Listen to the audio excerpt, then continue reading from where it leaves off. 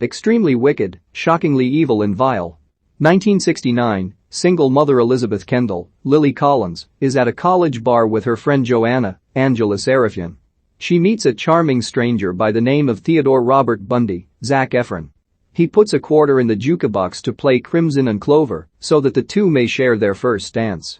Liz goes home with Ted, where they sleep together platonically. In the morning, Liz wakes up and sees Ted isn't next to her, and she can't find her daughter Molly until she walks into the kitchen to find Ted making breakfast with Molly sitting near him.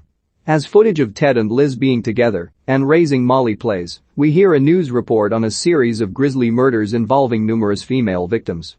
Witnesses identified the suspect as a man faking a broken arm and a cast who lured women in Lake Sammamish to his car asking for help loading a boat onto his car. A sketch has also been released of a man looking like Ted. Utah, 1975, Ted is pulled over by a police officer and is promptly arrested. He is being named as a suspect in an attempted kidnapping of a woman named Carol Darinch, Grace Victoria Cox. Ted gets a lawyer, John O'Connell, Jeffrey Donovan, who gets his bail reduced so he can be back with Liz soon. When he does see Liz again, she is angry with him for his arrest. He tells her that someone had given the cops his name in Utah that led to his arrest. Ted also sees a black car that has been following him since he got back. He later goes to a library and is kicked out after a patron recognizes Ted from the newspaper, after which he spots the black car outside driving off as Ted approaches it.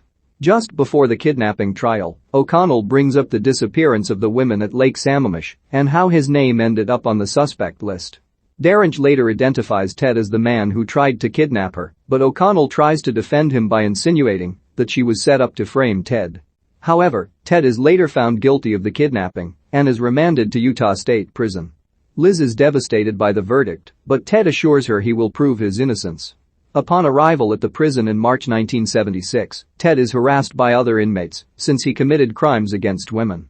He is being investigated by Detective Mike Fisher, Terry Kinney, who wants answers from Ted and also contacts Liz regarding the case. While she wants to believe Ted is innocent, the stress of the case starts to take a toll on her and she begins to drink. Even O'Connell gives up on being Ted's lawyer as things get worse. The more Ted starts to contact Liz, the more fed up she gets. She starts finding comfort with friend and co-worker Jerry Thompson, Haley Joel Osment.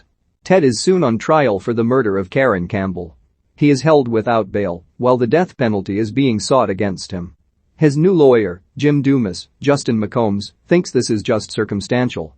Ted starts to plan an escape while reporters start to interview him while he is in prison.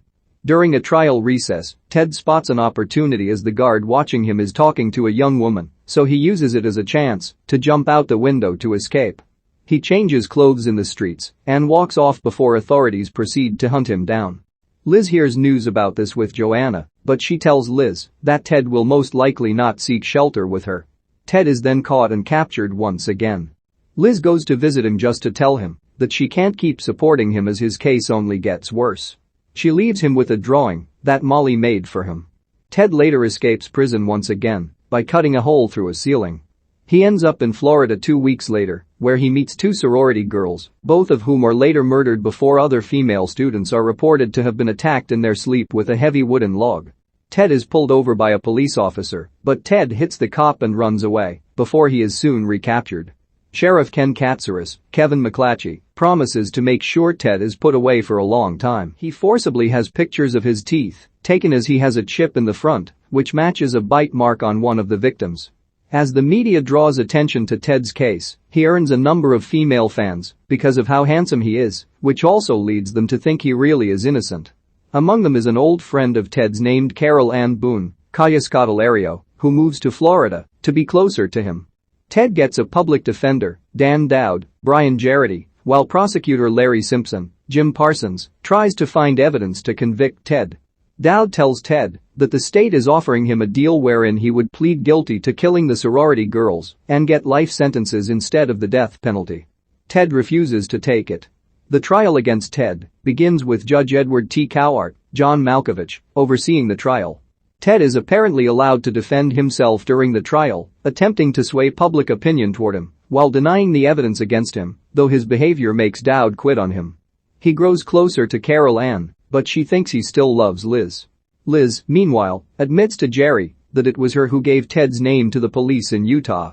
During one trial hearing, Ted proposes to Carol Ann, who accepts, and they are legally married in the courthouse. She later becomes pregnant with his child. The jury then makes their final verdict. Ted is found guilty on all charges. Cowart sentences him to death via the electric chair. Carol Ann, Liz, and Ted's mother are all gutted by the sentence. Ted firmly maintains his innocence. 10 years later, Liz receives a final letter from Ted as he is set to be executed. She goes to visit him in prison to ask him to tell her the truth, since she can no longer bear the pain of not knowing. Ted still insists that he didn't kill anybody until Liz pulls out a picture she received from Fisher of one of the victims, a woman who was found decapitated. Liz asks Ted what happens to her, and he writes on the glass between them, "Hacksaw." A flashback shows Ted luring the woman to his car with the fate cast before bludgeoning her with a crowbar and then taking her in the woods to dismember her. Liz leaves and quietly cries on her way out, thinking back to her time with Ted and realizing there were signs of his instability from the very beginning. She goes outside where she reunites with Jerry and an out teenage Molly, who tells her mom she is proud of her for finally getting her closure. The final text reads that Ted Bundy was executed on January 24, 1989. He confessed to over 30 murders, but experts believe he killed many more. He had requested that his ashes be scattered in the Cascade Mountains, where he buried some of his victims. Liz and Molly Kendall still live in Washington state, and Liz has been sober for decades. Carol Ann Boone gave birth to Ted's daughter Rose while he was on death row. A list is also shown of Bundy's known victims. Footage of Bundy's trial is shown, as well as pictures of him with Liz and a number of people cheering for his execution. Notorious serial killer Ted Bundy starts a relationship with single mother Liz Kendall.